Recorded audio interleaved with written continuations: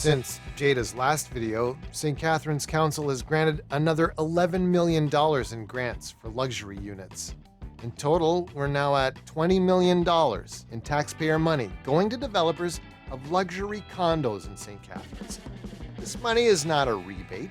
It's not a deferment. It is a grant.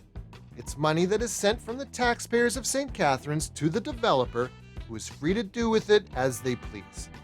It's a program called the CIP. And since the council created it in 2019-2020, they have consistently committed our money to luxury development, putting all of us in the business of subsidizing housing for the wealthiest among us.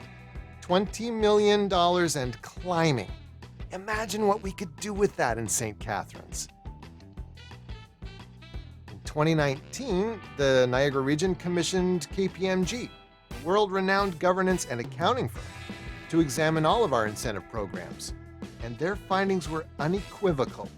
In a verbal report to council, KPMG stated they were unable to find a statistical correlation between what you spend in incentives and how your assessment tax base grows. KPMG went on to remark that our incentive programs represent a big number, and eliminating them would represent significant savings to the local taxpayer. Not surprisingly, the full written report has never been released. But in their verbal report to council, KPMG did not mince words. There is no payback on these programs. They are a burden to the taxpayer. 4 officials running for re-election have been instrumental in keeping alive a CIP that has granted more than $20 million to developers of luxury condos.